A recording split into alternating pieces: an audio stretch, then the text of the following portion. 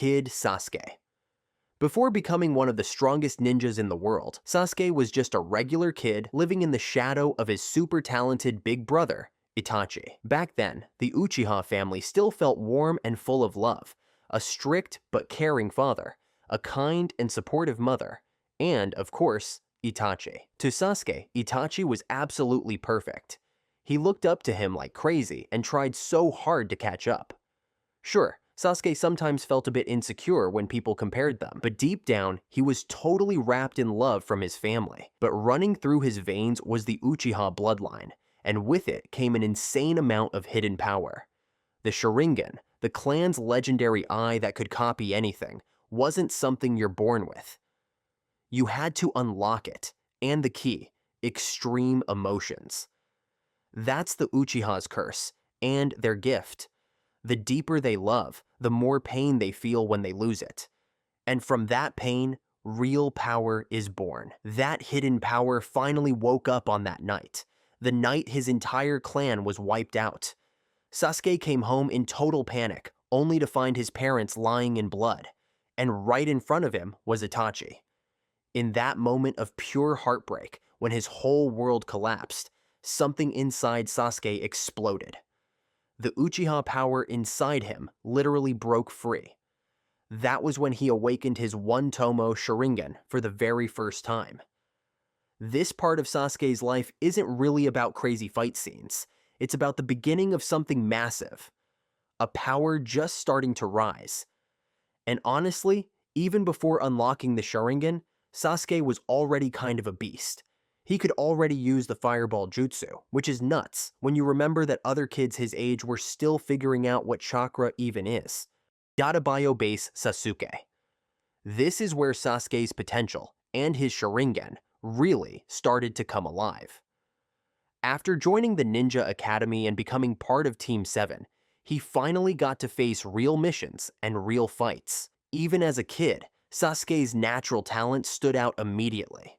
From day one, he was clearly the top of the team. His basic skills, his focus, and his battle instincts were all way ahead of both Naruto and Sakura. Their first mission outside the Hidden Leaf Village threw Team 7 straight into a life-or-death situation. They ran into Zabuza, the demon of the mist, and his partner Haku, who had a rare KK Genkai that used ice. This was Sasuke's first real test in battle.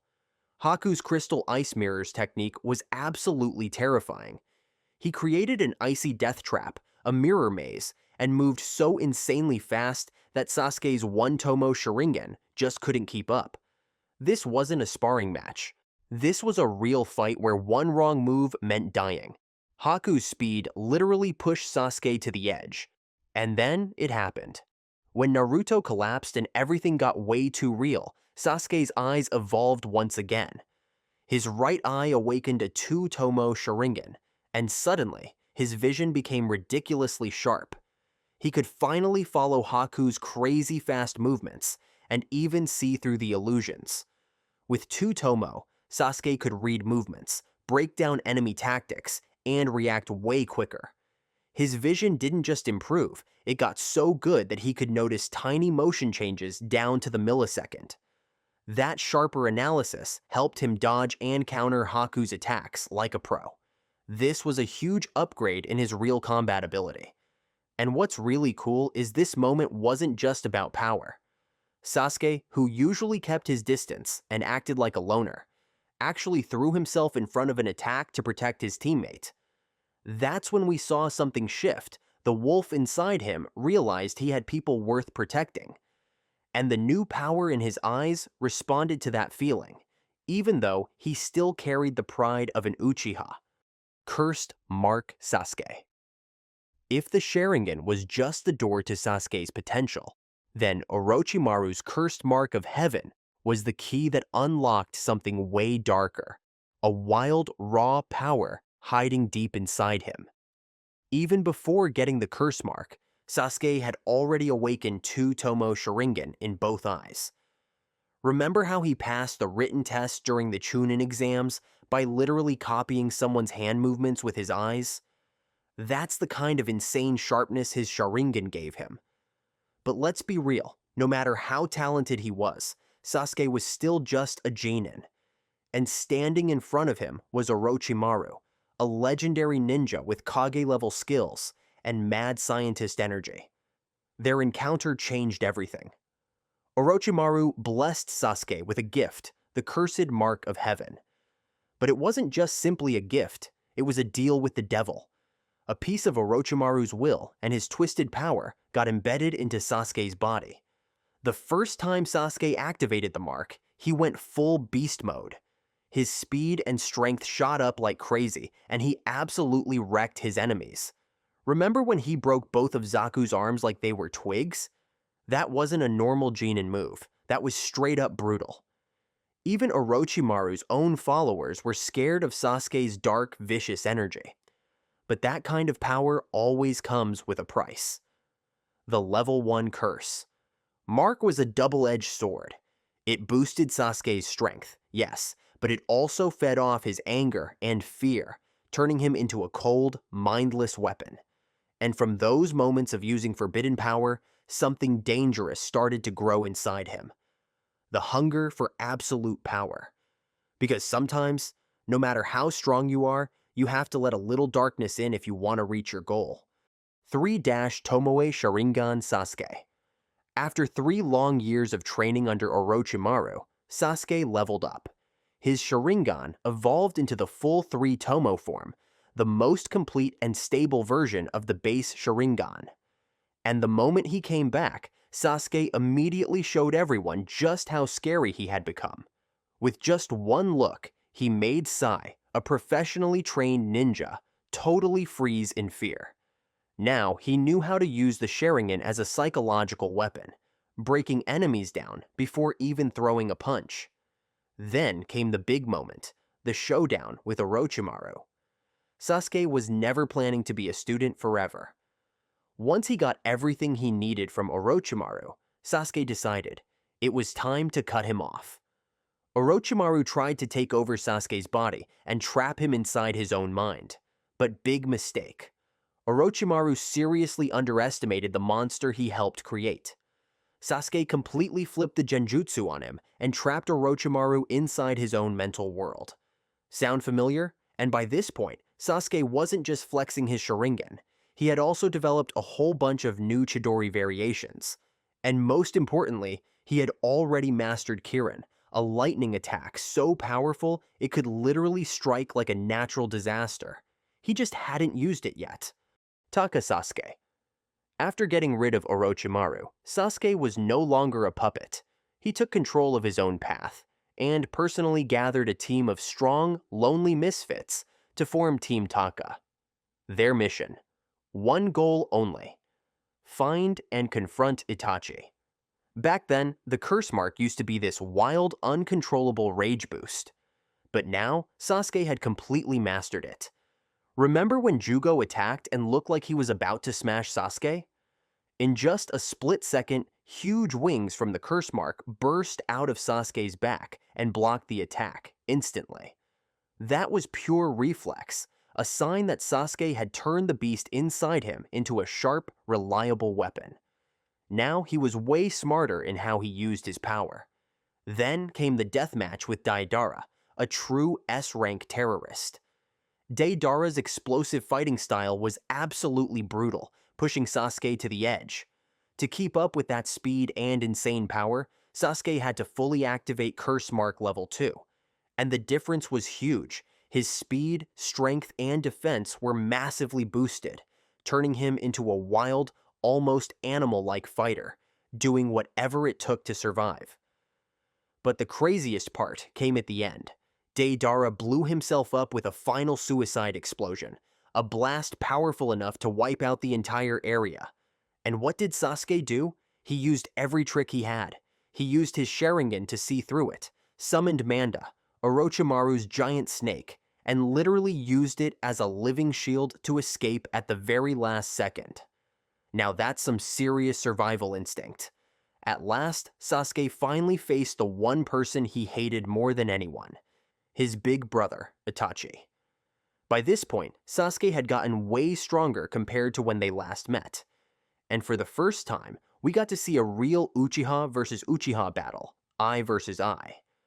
But here's the thing, even though Sasuke had grown a lot, the gap in battle experience between them was still huge.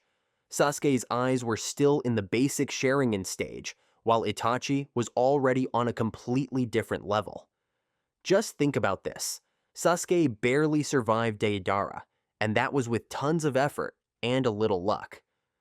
Meanwhile, Itachi literally just looked at Deidara once, and the guy said, "Okay, you win, I'm joining the Akatsuki now." And when Sasuke finally used Kirin, his most powerful lightning attack that literally drops a thunder dragon from the sky, what did Itachi do? He summoned Susanoo and just tanked the whole thing like it was nothing. Itachi wasn't even trying to kill Sasuke. All he wanted was to free him, completely, from Orochimaru's influence. When Orochimaru tried to break free from Sasuke's body in the form of that giant 8-headed snake, Itachi sealed that part of him away forever using the Totsuka blade, a mythical sword that traps souls permanently. And in that same moment, Itachi also erased the cursed mark from Sasuke's body completely. Let's be real, if Itachi had wanted to win from the start, he could have summoned Susanoo right away and finished Sasuke in, like, 1 minute and 30 seconds. Game over. But despite all that, we do have to give Sasuke credit. He seriously grew during this phase. He used Genjutsu, pulled off Kirin, showed impressive sword skills, and his weapon handling became way sharper. Mangekio Sharingan Sasuke. After Itachi's death and the brutal truth about his brother was revealed, Sasuke's emotions exploded. The pain, the shock, the heartbreak, it all triggered something deep inside him. That's when his eyes evolved to a new, terrifying level. The Mangekio Sharingan. Now, here's the thing. You can't train for the Mangekyo. You can't grind your way to it. It only appears after you go through extreme emotional trauma.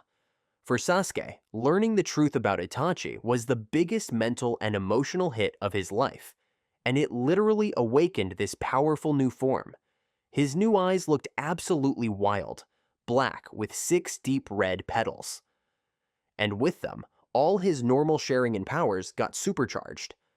Copying, Genjutsu, reading movement, everything got pushed to the max. But what really sets the Mangekyo apart? Unique abilities.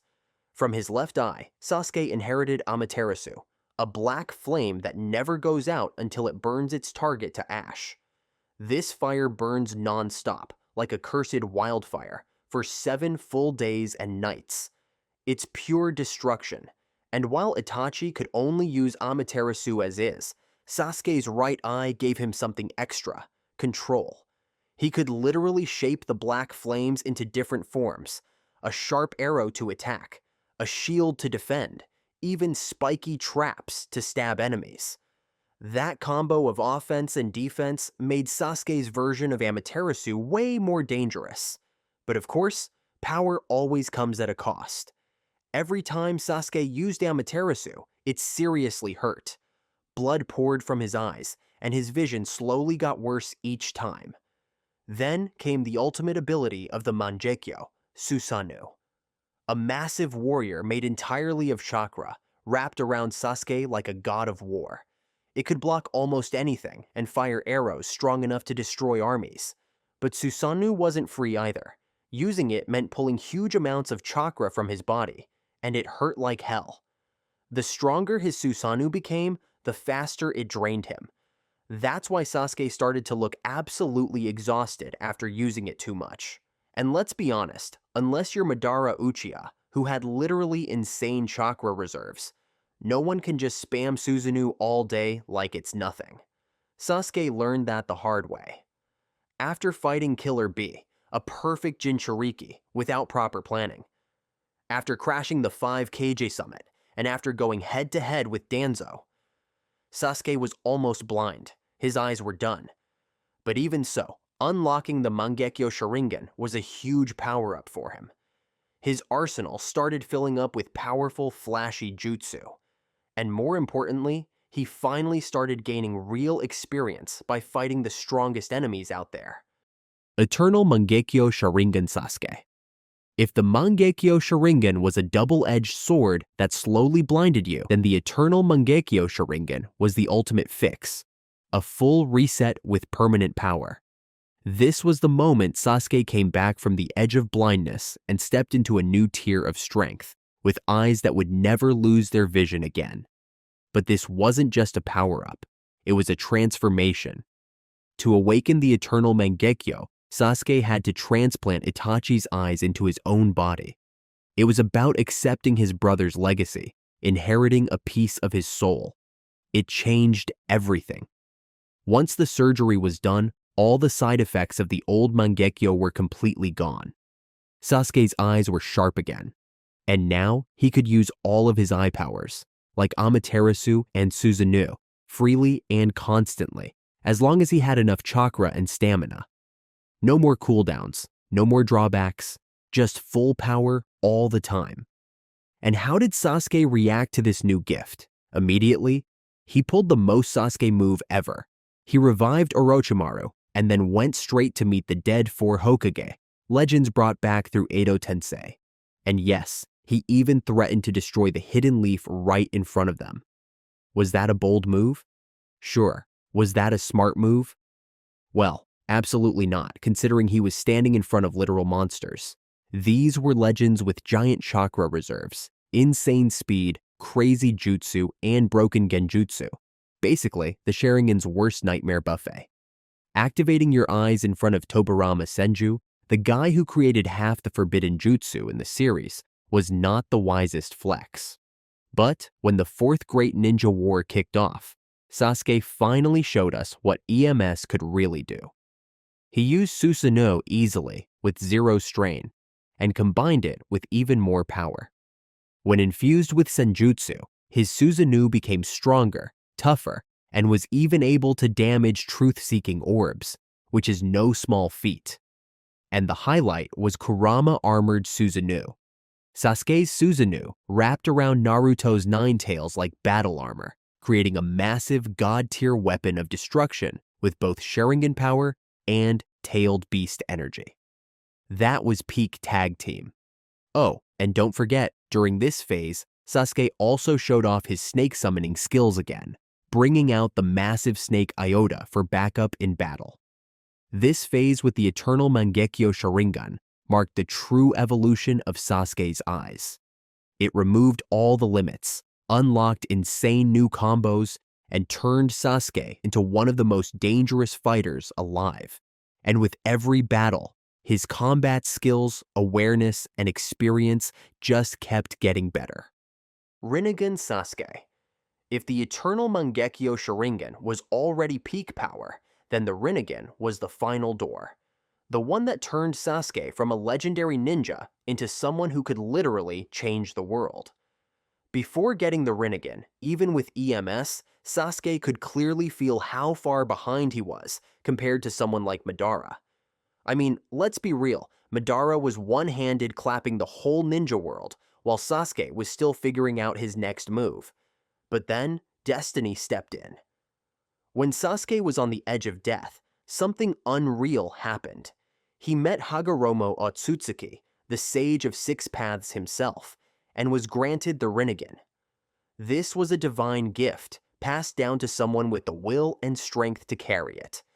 When Sasuke woke up, his left eye had transformed into the Tomoe Renegan, the most powerful dojutsu in the Naruto universe.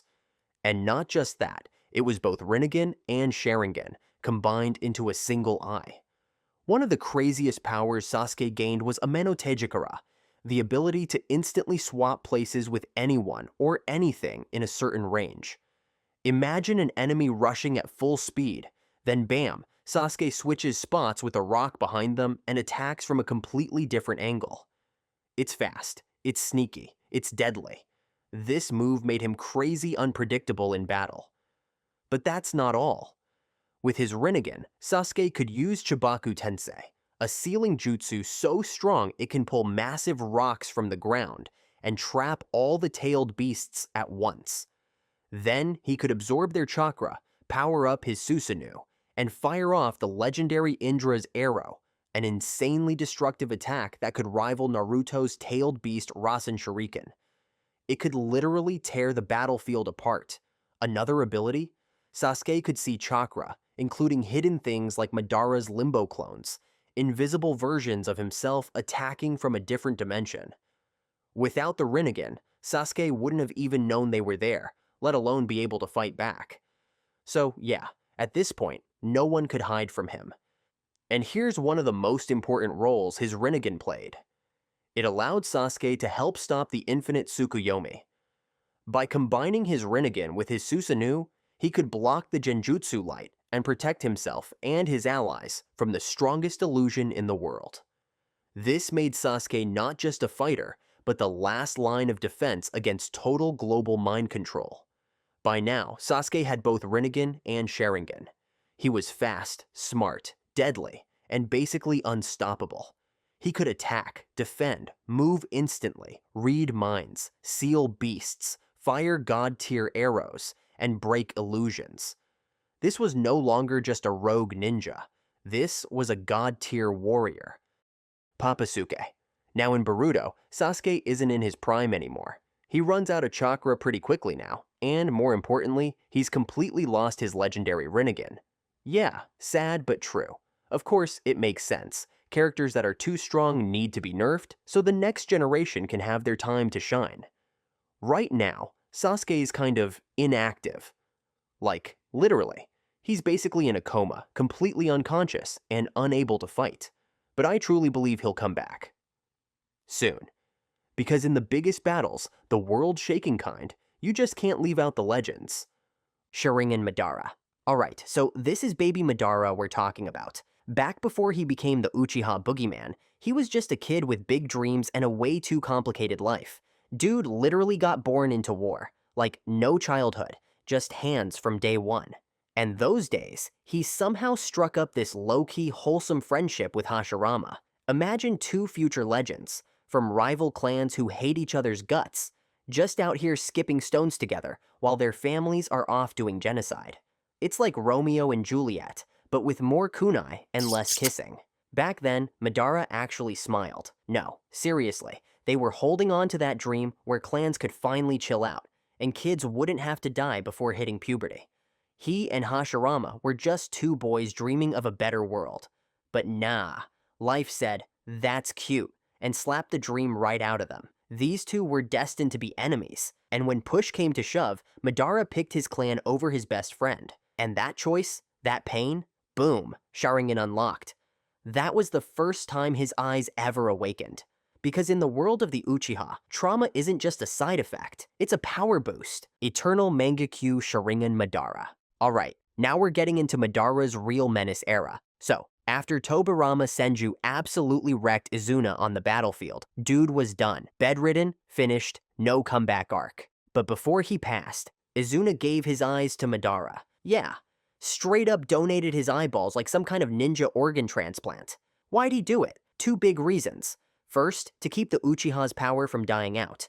Second, to give Madara the strongest weapon possible to protect the clan. And that's how the Eternal Mangekio Sharingan was born. A rare power-up that happens when you combine the DNA of two brothers, creating a brand new eye pattern that's got both their powers baked in. There's something you have to know. Madara was actually the first Uchiha ever to awaken the Mangekyo Sharingan. And yeah, it gave him broken-level abilities. But every time he used it, his vision tanked hard. By the time the big war rolled around, his eyesight was already fading fast. But then Izuna's eyes fixed everything. First, no more going blind from using your powers too much problem. That curse that haunted the Uchiha clan for generations? Gone. Second, it leveled up all his Mangekyo powers. And look, Madara already had cracked chakra reserves and inhuman durability. The only thing holding him back was the whole can't see issue. Now that that's fixed, he's spamming Mangekyo abilities like a Call of Duty kid with unlimited ammo. No cooldowns, no drawbacks. Just straight heat, back-to-back jutsu in long, dragged-out battles. And he made sure to use every ounce of that power. This man had so much raw power in those eyes. He literally took full control of the Nine Tails, not just for a moment, not just a sneak attack. He dominated the beast for an extended period. turned Kurama into his personal murder pet. Like, full obedience, full rage mode, all under Madara's control. You know what? Every other ninja village tried to do this. All of them. None of them even came close. But we're just getting started, because then he pulled out the perfect Susanoo. Fully armored, dual-wielding chakra swords the size of buildings, literally tall enough to cast a shadow on a mountain. Every time that thing swung a blade, landscapes disappeared. Not buildings, landscapes. And just when you think that's the peak of overkill, Madara hits you with the "why not one-up myself?" He wrapped Susanoo around the Nine Tails. This combo was genius. It showed off Madara's insane battle IQ and control over chakra. You get the raw destruction of Kurama plus the god-tier defense of Susanoo. All offense, all defense. No weak points, no cooldowns, no balance patch coming anytime soon. This was one of the most busted power combos in all of Naruto. It took the best parts of both powers and erased the downsides, turning Madara into an actual force of nature. The Ghost of Uchiha. After that legendary throwdown at the Valley of the End, the whole shinobi world thought Madara Uchiha was dead, killed in battle by Hashirama Senju. But nah, that was just the cover story. That moment marked the beginning of Madara's era, the Ghost of Uchiha. He went off the radar, vanished from history, but behind the scenes, he was pulling strings like a puppet master, messing with the timeline, influencing events, and low-key, causing most of the major chaos in the entire Naruto story. Seriously, if something terrible was happening in the ninja world, odds are, Madara was behind it. Now here's where things get extra wild. Before he died, Madara literally ripped a chunk of Hashirama's flesh during their fight. Yeah, no metaphor here. Dude bit the first Hokage like it was a chicken wing. That one savage move set everything in motion. By planting Hashirama's cells into his own body, Madara pulled off two massive feats. He could connect himself with Gedo Mazo and extended his life way beyond natural limits. He laid the groundwork to unlock the Renegan, the legendary dojutsu of the Sage of Six Paths. Well, he had to wait decades for the Renegan to actually activate, like a long-term investment. But once it kicked in, he became something the world had never seen before. He had Uchiha DNA, he had Senju DNA, and of course, Renegan. That combo made Madara the closest thing to the Sage of Six Paths himself. At that point, he wasn't just a shinobi anymore. He was something else entirely. After Obito got crushed during the Third Great Ninja War, literally crushed under rocks, Madara found him and pulled off the most cold-blooded manipulation in the series. From a psychological angle, this was elite-level brainwashing. He waited until Obito witnessed the worst moment of his life. Rin's death. And while the kid was emotionally shattered, broken beyond repair, Madara slid in smooth like a cult recruiter and said, "Yeah, this world sucks, but I've got a solution, an illusion where everything's perfect. You'll be happy forever with your girl." That was it. That's how he flipped Obito. But he didn't stop there. Madara didn't just use Obito, he rebuilt him. He drilled his entire life is meaningless philosophy into Obito's head, until the guy basically became his ideological clone. So even after Madara's actual death, the plan was still running like clockwork. Obito would carry it out exactly how Madara wanted. Yeah, Madara was doing all of this from the shadows. He didn't step onto the battlefield. He didn't lift a sword. He just moved pieces behind the scenes and reshaped the entire ninja world. From a power perspective, this was something else. Madara showed that true strength isn't just about flashy jutsu or monster chakra. It's about influence. It's about patience. He turned the entire shinobi world into his personal chessboard, and nobody even realized they were pawns. Madara wasn't just after power or revenge. The infinite Tsukuyomi was his version of the ultimate fix. It was his answer to the one thing he and Hashirama could never agree on: how to create real, lasting peace. Madara's answer? You can't. Not with free will still around. So his solution was to trap all of humanity in a dream. No more war, no more pain, just fake happiness forever. Yeah, it's messed up, but when you stop and think about it, it's a dark, deeply pessimistic worldview. One that actually makes sense if you're broken enough to believe the world's beyond saving. And that's exactly how he turned Obito from a hopeful kid into one of the deadliest pawns in shinobi history. Edo Madara. Madara coming back through Edo Tensei was one of the scariest moments in the entire 4th Great Ninja War. And we're not talking about your average resurrected ninja here.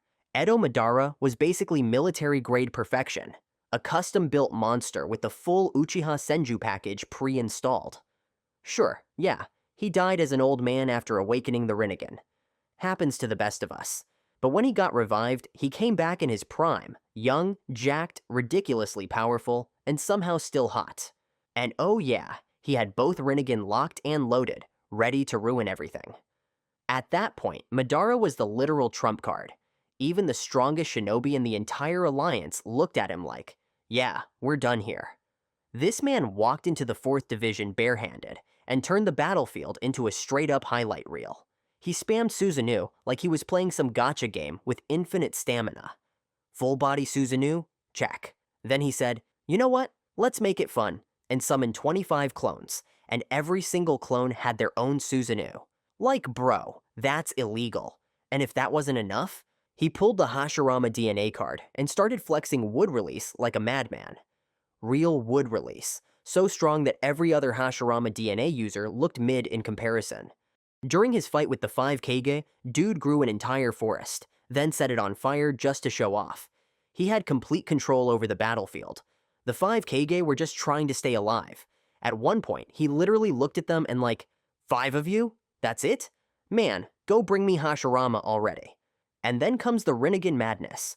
While Pain had to use each of the 6 paths powers separately, Madara was like, nah, I'll just use all 6 at once. He was absorbing jutsu, calling down meteors, controlling Obito with black rods, using the 6 paths technique non-stop. Why? Because he had infinite chakra and couldn't die. That's Edo Tensei for you. Unlimited power, no downside. Hit him with a cannon? Cool. He'll be back in 5 seconds. From a design standpoint, Edo Madara is textbook power creep. Kishimoto really said, let's create a villain so busted, you have no idea how the heroes are gonna win. And it worked. Madara didn't just raise the stakes, he broke the power scale. And that's why this version of him is one of the most iconic and terrifying moments in all of shonen anime. Alive Blind Madara. Alright, this is where things get even crazier. This is the moment when Madara finally gets fully resurrected, not Edo Tensei anymore, but brought back to life for real thanks to Renegan Tensei. But here's the twist. He comes back blind. Yeah, completely blind. Why? Because before he died, he literally handed them over to Nagato. So when he was revived as an Edo, he still had those shiny new eyes. But now that he's alive again, boom, they're gone. No eyes, no vision. And look, for most shinobi, that's a death sentence. Especially for someone who relied on the dojutsu, where vision means power. I mean, your whole fighting style is built around seeing things before they happen, right? But Madara? Different breed. He didn't flinch. He didn't panic. Even blind, this man was still out here dominating the battlefield. He was using raw sensory skills to track people in real time. No Sharingan, no Renegan, no problem. Dude was fighting on instinct alone and winning. Because here's the thing people forget. Madara was already a monster before he ever awakened a single Tomo in his Sharingan. The eyes? That was just icing on the cake. His real strength was always inside him. Blind Sage Mode Madara. Now we're hitting another level of madness. This is the part where Madara just casually strolls over to where Hashirama's body is, grabs a handful of that sweet Senju chakra, and absorbs it. Boom. Just like that, Sage Mode unlocked. And mind you, he's still completely blind. No eyes, no vision. But instead of getting weaker, he powers up. Because of course he does. Sage Mode isn't just some random buff. It gives you insane sensory perception, crazy strength boosts, and top-tier combat reflexes. And, in Madara's case, it pushes his body to a whole new tier. Now he doesn't need eyes. His senses are so dialed in, he can fight both Sasuke and Naruto at the same time, blind, and still react to things like Sasuke's eternal Mangekio Sharingan. He's literally reading their moves without even looking. Still standing tall. Still talking trash. Let's go hunt some tailed beasts. Yeah, he actually said that. And physically, Madara at this point is just busted. Every punch, every kick, supercharged by Senjutsu chakra. His speed, durability, reaction time, all maxed out. The tailed beasts ganged up and hit him with everything they had, and my guy walked out of that like it was cardio. Honestly, the biggest win for the Shinobi Alliance in this phase was that they finally made him bleed. That's it. That's the W. Oh, and here's the kicker. Most people have to train for years to master Sage Mode. Pain, struggle, sitting still for hours. You know the drill. Madara just absorbed Hashirama's chakra and then instant Sage God Mode. No training arc, no effort. He just gets it. 1. Renegan Madara. Alright, let's talk about one Renegan Madara and how even with half his eyes, he was still completely busted. The second White Zetsu hands him that Renegan, Madara goes straight back to Menace Mode. Remember, he's got Sage Chakra from Hashirama's cells, and now one Renegan. And with just that one eye, he can use Limbo. Let me remind you how broken this is. Limbo creates an invisible clone of Madara. Same strength, same power, but in another dimension. So while you're struggling to fight one Madara, surprise, there's two of him. And the second one? You can't even see. No chakra signature. No warning. Just hands out of nowhere. One Renegan is all he needs to start showing off high-level jutsu.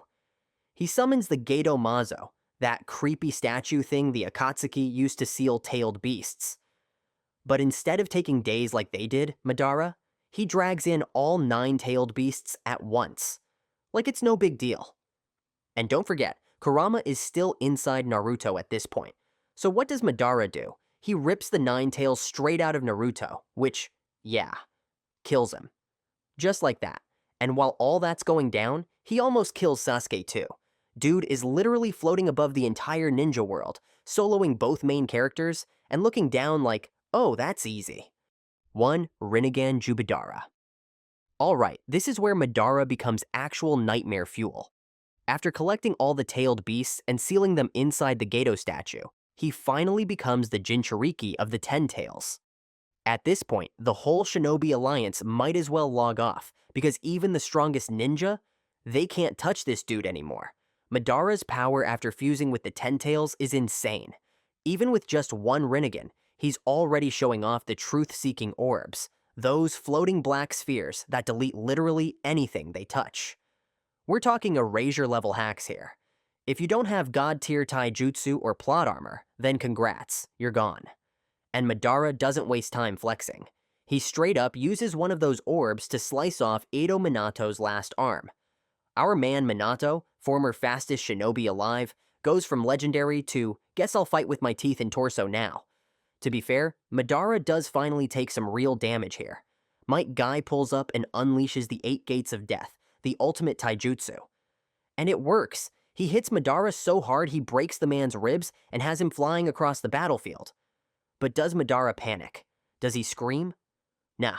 He's just laying there, ribs shattered, face turned toward the sky, and, you almost got me. Guy is giving him the fight of his life, and Madara's just vibing. And yeah, Madara nearly kills Might Guy right after. If Naruto hadn't shown up right on time, Guy would have died for real. And remember, this is all with one Renegan. Madara's still not even at full power yet. God Tree Madara. Alright, so just before Madara hits peak power, he takes one more crazy leap forward. He absorbs the God Tree. And even though he still only had one Renegan at the time, the boost he got from the God Tree? Ridiculous. But by now, the playing field's finally starting to even out, because Naruto and Sasuke have just unlocked their Sage of Six Paths powers. Naruto's running Sage Mode, Sasuke's got a brand new Six Paths Renegan, and for the first time, they can actually see and track Madara's Limbo clones, which means he finally has real competition.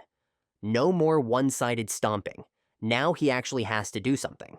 But you know Madara, he's not about to let this drag on. So what does he do? Steals Kakashi's Sharingan, gets his second Renegan back, and then dual Renegan Jubidara.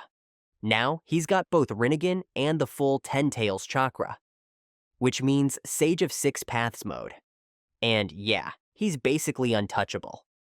His Limbo, Border Jail, gets an insane buff. He can summon 4 invisible shadow clones now, and even Naruto and Sasuke are struggling to keep up. And then he drops the hammer with Chibaku Tensei. But this ain't Pain's version with one floating boulder. Madara summons an entire Meteor Shower.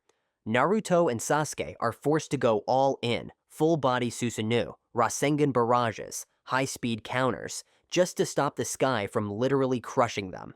And Madara? Chillin'. He's not even sweating. He's free, floating around like he's on vacation, while they're in full-blown panic mode, trying to not get flattened. And all of this? Just a setup for what's next. Renegan Sharingan Madara. Alright, this is Madara at his absolute peak. He finally awakens the Renegan Sharingan. That third eye opens up on his forehead, and just like a true final boss, he floats up into the sky like a god. Then, he casts his dojutsu onto the moon, and boom, Infinite Tsukuyomi goes live. The entire world gets sealed inside a dream, caught in his genjutsu. Everyone, everywhere, exactly like Madara planned from the very beginning. And just when it looks like he won, everything falls apart. Because the one person Madara actually trusted, Black Zetsu, literally stabs him in the back.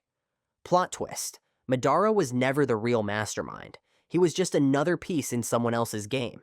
Zetsu hijacks the plan, forces Madara to absorb all the chakra from the people trapped in the illusion. And right then and there, he stops being the villain and becomes the sacrifice. Madara, this legendary warrior who spent decades pulling strings, gets turned into a vessel. Just a shell to bring back Kaguya Otsutsuki. Now, the puppet master? Turns out he was the puppet all along. And as Kaguya rises, Madara finally realizes the truth. He was the greatest tool in shinobi history.